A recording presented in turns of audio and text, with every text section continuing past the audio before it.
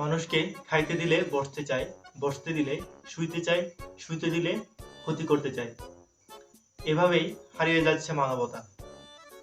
ঠিক 200 থেকে 300 বছর পূর্বে এদেশে মায়ানমার এবং ভারতের অঙ্গরাজ্য ত্রিপুরা থেকে অন্যান্য অঞ্চল থেকে পৃথিবীর বাংলাদেশে অবস্থান নেই বর্তমান উপজাতি গোষ্ঠী।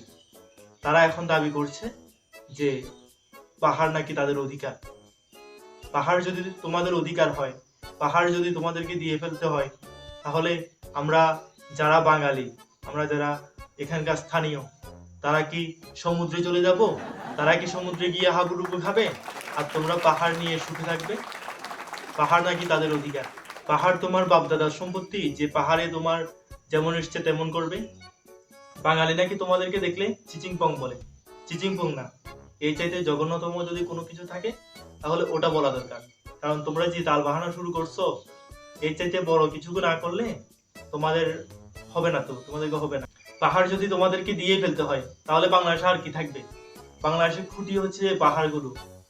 এই খুঁটিগুলো যদি তোমাদেরকে দিয়ে ফেলি, তোমরা তো এখানে জুয়া ব্যবসা, গাঞ্জা ব্যবসা, ইন্ডিয়ার সাথে সবকিছু করবা। মানবতা কোথায় গিয়ে পৌঁছেছে দেখেন। তাদের আসলে বিবেক কোথায়? জাতির কাছে আমার প্রশ্ন, যে তারা কোন বিবেকে মাঠে নামে, কোন অধিকার চায় তারা? তারা কি আসলে দেশে থাকতে চায়, থাকার জন্য অধিকার চায়, নাকি ইন্ডিয়া চলে যাওয়ার জন্য এইগুলো করতেছে? আসলে এগুলো সবকিছু করতেছে ইন্ডিয়ার ত্রিপুরা রাজ্য আছে না, ওই অঙ্গরাজ্যের উস্কানিতে। তারা চান যে ত্রিপুরার অঙ্গরাজ্যের সাথে পার্বত্য চট্টগ্রাম, খাগড়াছড়ি এসব অঞ্চলকে একসাথ করে ফেলবে। তারা একটা আলাদা ভূখণ্ডকে রাজত্ব করবে।